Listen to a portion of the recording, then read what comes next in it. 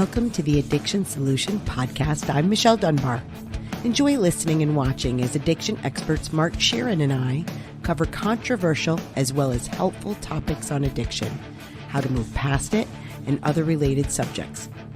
As two of the co-founders of the Freedom Model, Mark and I will give you a completely new perspective on the topics that matter to you. We will take to task the Recovery Society's lies and misinformation and replace them with facts, research, and the methods to move on from addiction struggles without 12-step meetings, rehabs, and the shackles of endless recovery. Let's escape the treatment and recovery trap together and learn to be free. Welcome to the truth. It's time for you and those you love to step off the addiction roller coaster for good and learn a solution that works. It's called Move Past Addiction Masterclass, and it's a free 1-hour live online class where you'll hear new and empowering information about how to solve addiction for good without steps, meetings, rehabs, or being labeled for life. If you're struggling or you love someone who is, then this masterclass is for you. To enroll in this free 1-hour class, click the link provided or go to thefreedommodel.org and choose the date and time that works for you. See you at the masterclass. Hey, everybody. Hi, everyone. Welcome to the Addiction Solution. I'm Michelle Dunbar. And I'm Mark Sheeran, and we wrote the Freedom Model for Addictions along with Stephen Slate and the Freedom Model for the Family, which is a little bit smaller. So if you have a family member, you can get both of these digital copies of these books for free. If you go to thefreedommodel.org and you go to our books tab and you pick the book you want, you enter coupon code FREEDOM100 at checkout. Or if you want to get that paperback for free, you go to freebook.freedommodel.org.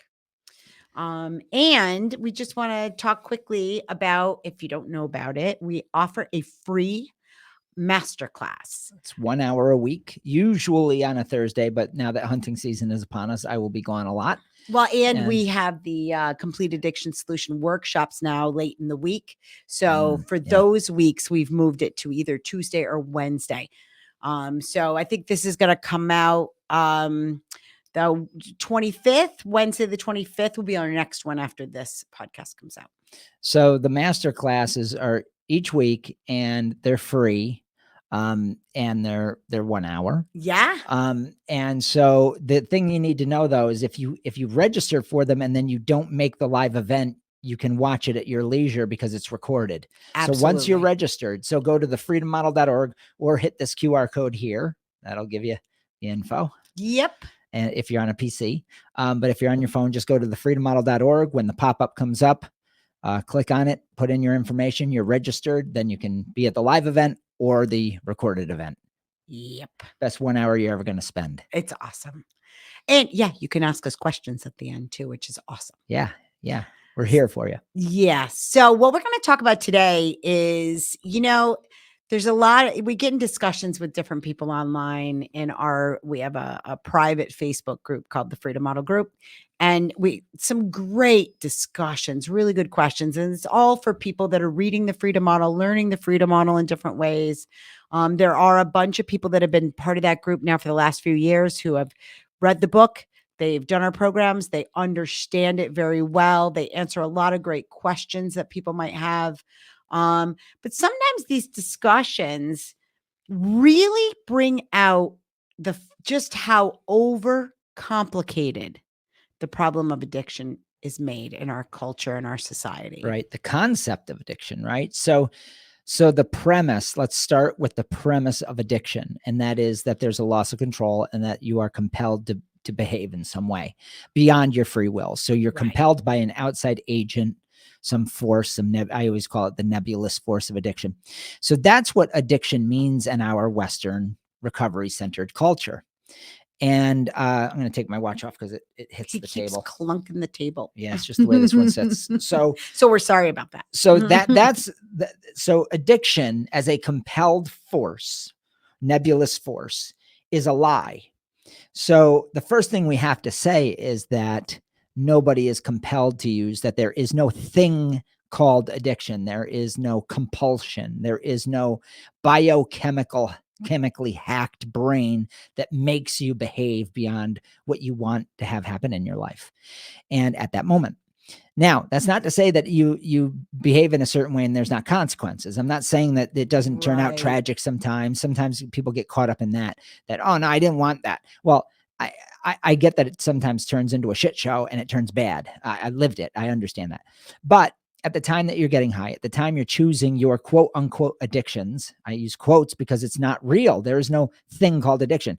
So when you create habits, you know, that's what you're actually doing. Now, so the premise of addiction is overblown right from its inception. When we start talking about addiction, we're talking in the Western cultural mythological view that there is actually some sort of nebulous force. So if you're starting with a lie, Yep. it becomes really, really, really hard not to go down a path that's going to be filled with all kinds of illogical things. Then you're trying to search for an answer to something that doesn't even really exist, which is what the treatment industry has made billions, hundreds of billions, thousands of billions of dollars, right? Doing. They're searching to try and fix something that is a ghost, is a straw man. And the propaganda is so strong and it's so well done and insidious, right? That people don't even know that they don't even know the depths of their mythological beliefs. So we're going to get into the idea of pleasure, right? Because that's what this long string on our group was about. Great discussions, by the way. Yeah, and it really was. And I think that where we need to start is when you're not, first of all, on a Facebook group, it's very limited because when it comes to pleasure, there is so much conflating of different terms that happened in this particular thread that people were getting lost in things like this. And let me give you an example. So they were talking about pleasure in the bodily sense that, you know, everybody finds sugar pleasurable. And that's just not true. But let's say that everybody did.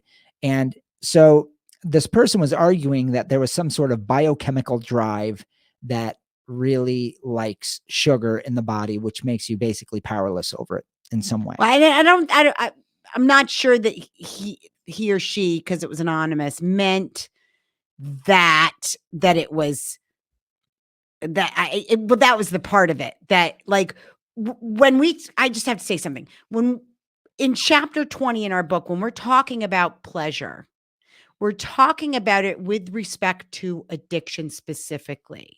And so if you're talking about chapter 20, we're going to make that assumption that if you are making a case for inherently pleasurable activities, what you're making a case for, we're just going to assume is that somehow you're out of control, right? Yes, that's exactly what I was saying. Okay. Yeah, okay. That's exactly what I was saying. So I probably wasn't saying it very well. No, she did a better job.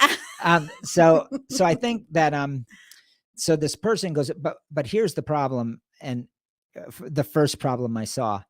Once you start talking about, and specifically with sugar as an example, you start conflating what the body needs to survive a physical reality, right, with the mental process of subjective pleasure, the interpretation of that physical process.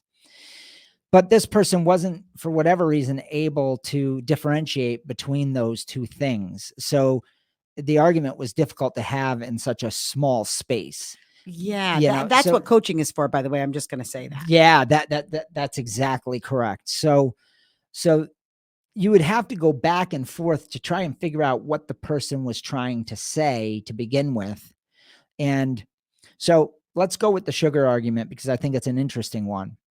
Because your body requires, we all know this, carbohydrates and proteins and food.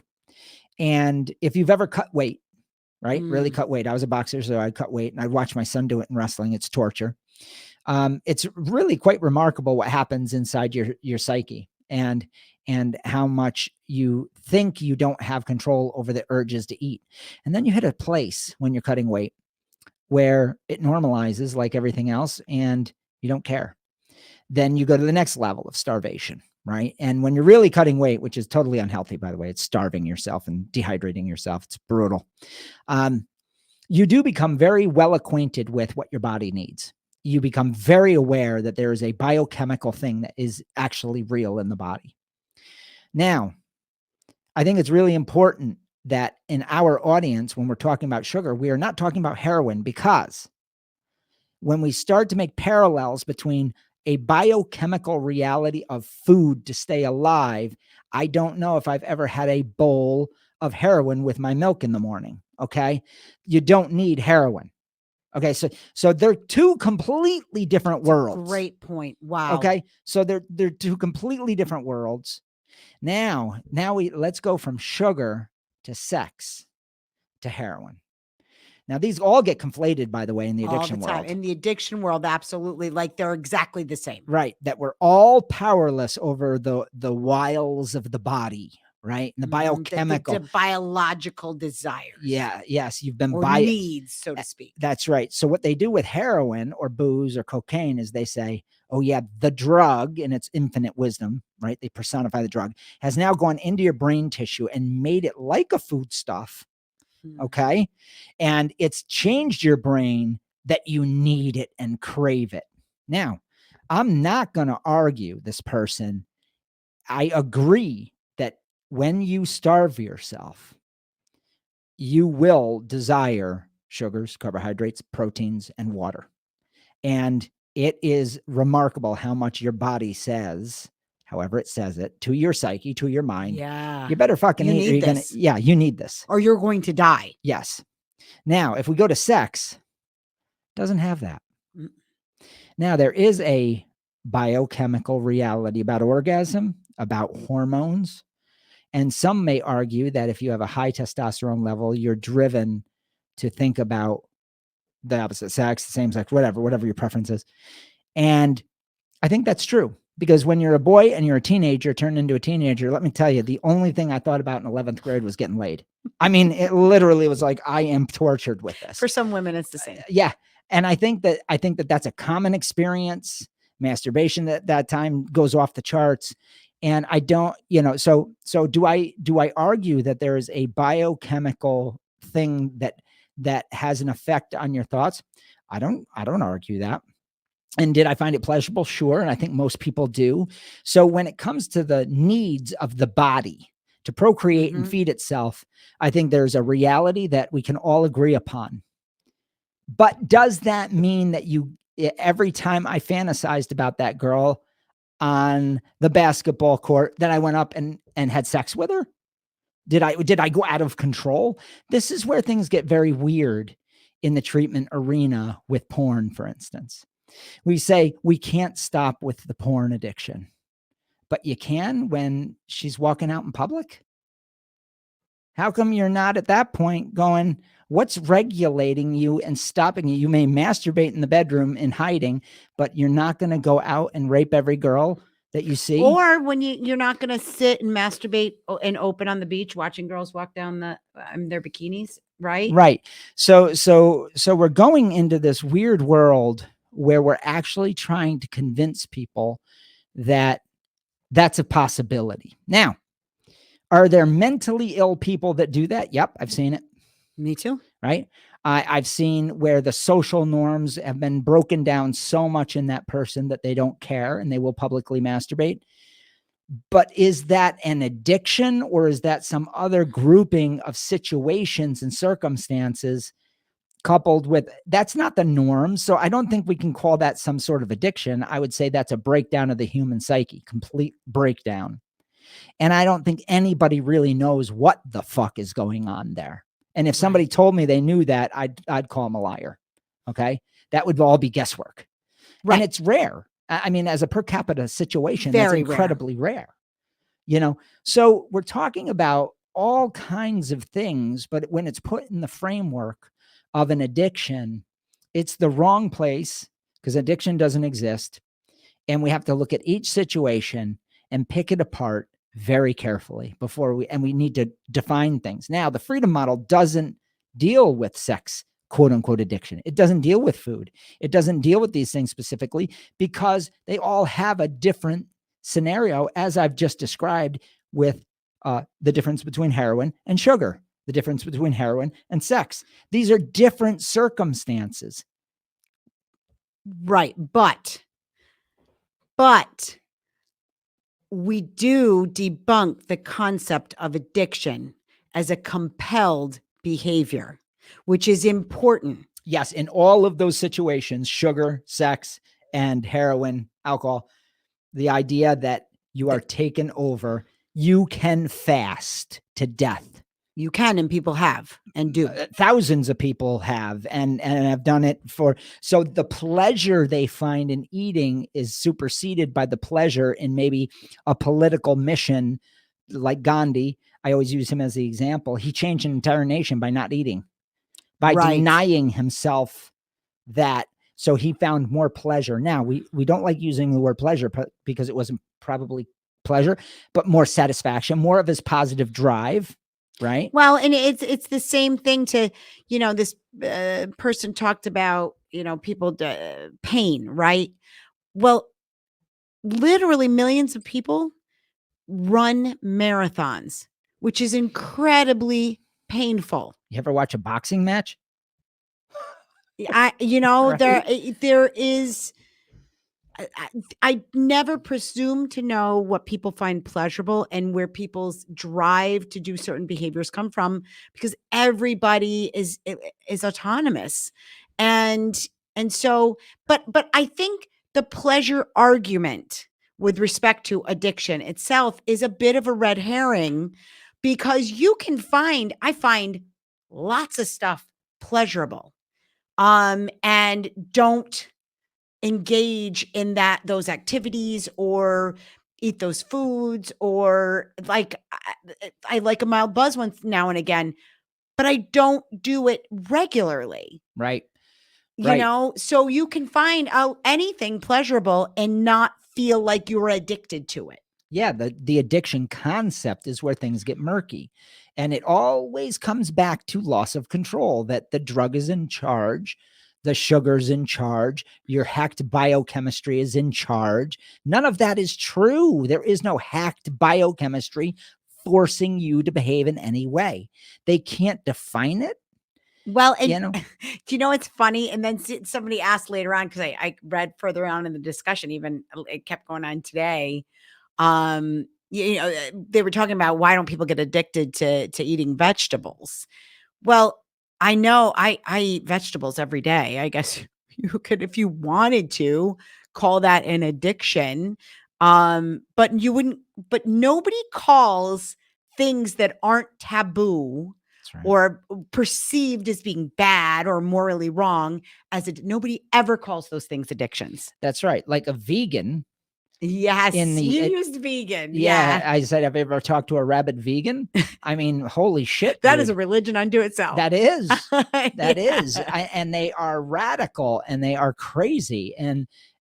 But that's their thing, right? Yeah. That's their thing. They believe it's almost a moral issue. And I get it. I guess if you believe in something, I've been, sort of a purveyor of some idea pretty radically sometimes. I'm known to do that. So I think that here's why pleasure. You're addicted to hunting. Yeah, but pleasure is absolutely 100% subjective. And here's why. When you fast, I'm going to go back to the sugar thing. When you deny yourself of food to survive in the pursuit of, let's say, making weight at a boxing match, because that's more important. If I didn't believe it was more important than the food, if I didn't believe it was somehow relatively more pleasurable to actually make weight than not make weight and eat the food, then I wouldn't do it. So the point is we are always navigating our world in this sort of scalable way. And what I mean by scale is like a scale. Is this going to give me more pleasure? Is it going to give me more satisfaction? Trade-offs. That's exactly right. So it doesn't matter your biochemistry if there's a great passage in Viktor Frankl's Man's Search for Meaning, where all of the prisoners, somebody had stolen a jacket. I can't remember the exact thing. Had stolen a jacket or something. And the SS, the Nazis said, if somebody doesn't step forward, we're going to deny you food. You're not going to get your meal tonight. And the entire encampment remained silent and didn't eat. And these people were starving to death. And not a single one made a peep. They said they could hear a pin drop. So you think about that. They found more pleasure in sticking it to the Nazis and not giving them the satisfaction in lieu of food. So it is subjective, make no mistake, even in that realm where biochemistry is involved. Yeah. Well, and it Right? just occurred to me. That's a really great point. It just occurred to me when you were talking that maybe what people conflate is preference and liking something, so to Yes. speak, to pleasure. Yes. Because Yes. you know, this person used the example of homosexuality. Like, do you think people that's have a choice as to whether or not they want to be straight or gay? Do they? And I do think preferences to a certain extent, which is not the same as pleasure. Right. Well, there's a scale. There's a scale. Pleasure is on a happiness scale, right? Pleasure might be mid-level. Joy is up here. Pleasure, because they're almost whimsical and exciting. And then you get into them denying themselves food to stick it to the Nazis. That's probably a pretty low level, but we call it in the freedom model relative happiness. It's better than giving them the guy that stole the jacket and watching him be killed. Right. So is that pleasure? Right. To deny yourself the food for the benefit of that man? Probably not pleasure. So that's why words matter. So sometimes I think you're right. People get lost when we say pleasure is subjective. And then we use these examples and they say that's not pleasure. So what we're talking about is generalized happiness supersedes your desire to be happy, supersedes your biochemistry in many cases. People starve themselves to death. An anorexic sees the value in not eating and they die. Okay. So they find more pleasure in not eating and having that body dysmorphia. They see themselves as more beautiful. And we may all look out from the outside and judge it harshly. And I get it, but the reality is that's what that person believes and wants. And they find it more pleasurable. Now, not pleasurable, more satisfying, more they feel more beautiful, more self-worth. All of these is still an expression of your positive drive. Yeah. So what point I was going to make, and this is relative to that discussion online, when, sexual preference came in is I think for most people, sexual preference is something that is just what it is. And like, I think preference, something that you like or dislike, in some cases can be your part of your makeup. Like, I will never eat peanut butter. Never, never, never. I have always thought it repulses me. Honest to God. Yeah. He knows. Yeah, mayo totally is gross. like that for me. Mayo. Right. Yeah, so and I don't know why that is. I have no, there's very few foods that repulse me. That is one of them. And so I get that, but I don't think that's the same as pleasure. Now, if I were absolutely starving, would I eat peanut butter? You bet your ass. Right. I mean, we know there are many cases of, you look at World War II, if you studied it and you understand, there's all kinds of books on this, people eating the walls in their homes, and but again, then we start to conflate a biochemical need versus a biochemical want. Yes. Heroin, sex, these are things that we want. We don't necessarily have to procreate. And nature made it pleasurable, so they hoped we would, to propagate the species. But if you don't eat, you're fucking dead.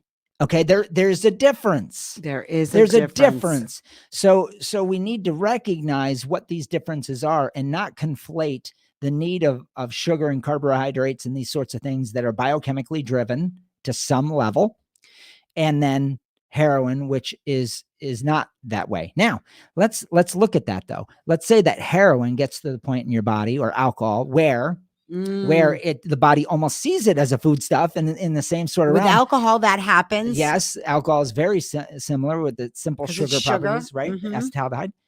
So then you get withdrawal symptoms. Now it's a biochemical issue. Now people will jump to the conclusion, well, this is Well, like now I food. do need it. Now I am compelled. Here's the problem with that.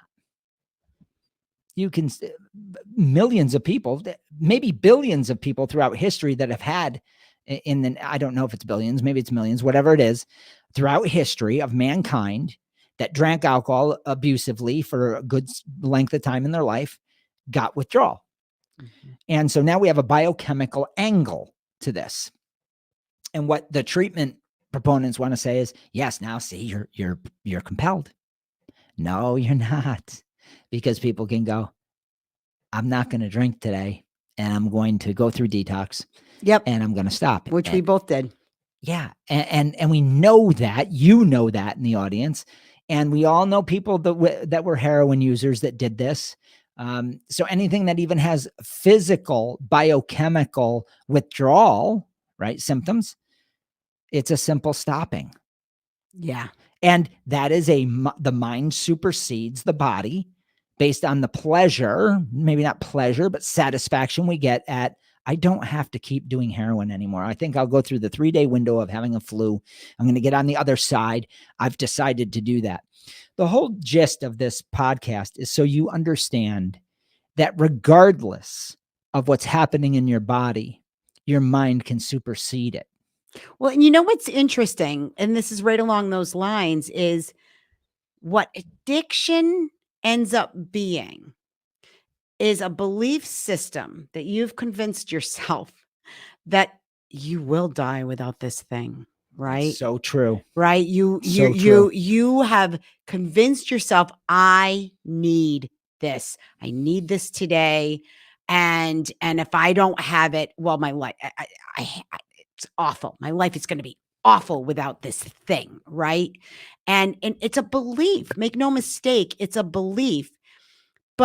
But it's so interesting because we convince ourselves we need all kinds of things. It's so true. And it's so true. If you read, I mean, I'll tell you what, Man's Search for Meaning, like, dispelled all of that for me, because you watch with these people what Viktor Frankl went through, living in utterly, the conditions were well, it's hell. Hell. It was hell on earth. Yeah. And then if you go through a hard time in your life and you can't have the comforts that you're accustomed to, you realize, oh, maybe I don't need this and that and the other thing. And so it opens your mind to the possibility of, oh, maybe I can be happy without this today. I have purposefully in the last 3 years simplified my life for that reason. I've experimented with the Spartan life and I'm happier. Yes, I've been happier than I've been maybe in my whole life. I saw a meme not that long ago that said, if you could go to any era in your life, what era would it be? And people were like, when I was 30, when I was 18, and I was free. To be honest, it would be now for me. Yeah, because me too. I'm finally at a place where I'm like, I'm okay. Everything is okay. And no matter what happens, I'm going to be okay. And there's a beauty in that. There's such a beauty in that. It's a freedom. Yeah. Right? I don't need anything. Yeah. It's a freedom where you realize, oh, wow, I can be happy with just about under any circumstances. Yeah. Like I can find positive, happy feelings and vibes and pleasure Mhm. in very simple ways Yeah. now. And I mean, maybe that's just a product of being in our 50s and living as long as we've lived. I don't know about that. I don't think it is. I know a lot of 50-year-olds that are tied to what Mm, everybody thinks, that are tied right. to, you know, whether they have the Corvette or not. And I'm not bagging on that. No, I love good things. I love good things. I'm just at a point where I've simplified to the things I really enjoy. me too. And so when I say a Spartan life, I'm not at a point, and nor would I be willing to go full bore on that, because that's not something I really want to do. No. But I don't have the complications. I'll give you an example.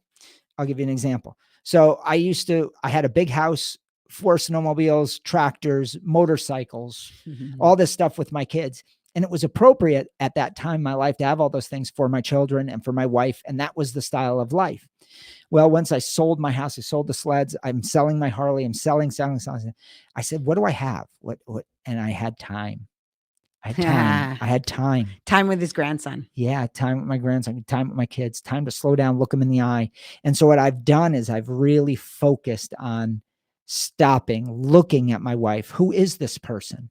I mean, it's very easy to get lost. So for me, the loss of things has been a wonderful attribute, and I find more pleasure in the simple things. You may be in the opposite stage of life. It's all relative to your experience. That's it. That's what we mean in many cases by subjectivity.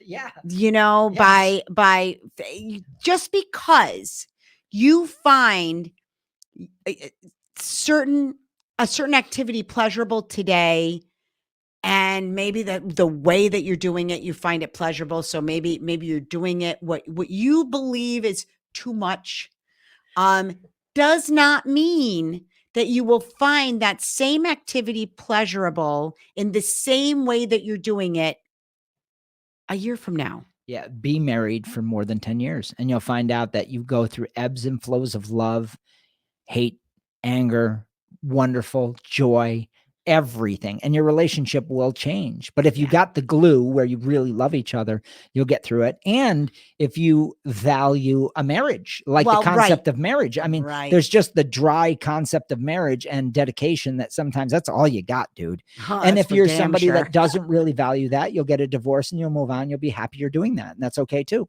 Sure. I don't, what I've learned as I've gotten older is I don't judge anybody's subjectivity. I realize Me that, neither. but if somebody asks me, listen, I'm not happy doing this, I say, okay, then let's reevaluate, let's challenge it, and let's see if you're ready to move on from that, you know?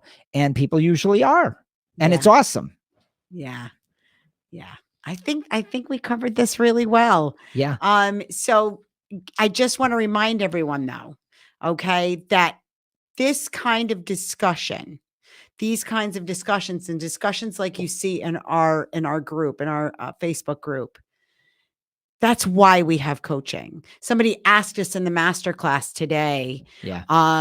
like, well, if you're giving away the book and people get the solution is in the book, then why would they want coaching? Yeah. It was Why would they snarky. want? They were being snarky. They Yeah. were being kind of snarky, but I thought it was a good question. No, it's a great question. And we answered it nicely. Yeah, Yeah. it's a great question, and that is, well, that is because Mark said it, people learn very differently, and both They do. he and I were people that I do learn pretty well reading, but I learn even better applying. And by applying, for me, sometimes it's discussion. Yeah. That's experiential learning, right? Yeah. Yep. Yeah. And then applying and then talking about it, and then applying and then talking about the results. And that's what coaching is for. Yeah. The online program as well is, sometimes people want to see a video and they want to see, the points written out. Right. Tutorial style. Yep. They That's- want to have a yeah. workbook to do questions. Right. System tutorial style. That's what that's called. Yeah. And then you have our complete addiction solution program, and Where that's you're in front of us. it's- You're with us. it's everything. It's For 2 workbook, days. presentation, coaching, experiential learning, all wrapped up in 2 days intense, where you go through the entire curriculum. And then you get a whole year to apply it, talk with us about it, apply it. I mean, it's tremendous. Yeah. You won't even need a year. You'll probably maybe 2 or 3 months That's usually the post average. workshop. Yep. But it's there for you. And then you move on with your life. Exactly. Exactly. So thanks everybody. We hope this was informative to you. And remember our master class. So it's the QR code right there if you're watching on YouTube.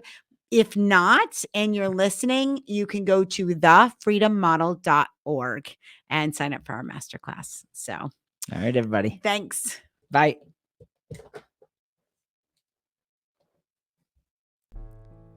Are you struggling with a drug or alcohol problem, but you don't want to go to rehab or group meetings? Well, that's why we created the non-12-step Freedom Model Coaching Program in 2011. Through video conferencing on Zoom or Skype, you can work privately with a certified Freedom Model coach from your home or office on your schedule. And here's the best part. With the Freedom Model, you'll never be labeled an addict or an alcoholic, and we won't tell you to go to 12-step meetings or hamper your life with endless recovery rituals. Instead, you can learn exactly why addiction isn't a disease and how you can solve the problem for good and move on with your life. Do you want to be completely free from your addiction? Do you want to never have to attend meetings, rehabs, or addiction counseling ever again? And do you want to solve your problem from the comfort of home? Then call us at 888-424-2626 to talk with a Freedom Model coach today and experience the Freedom Model difference.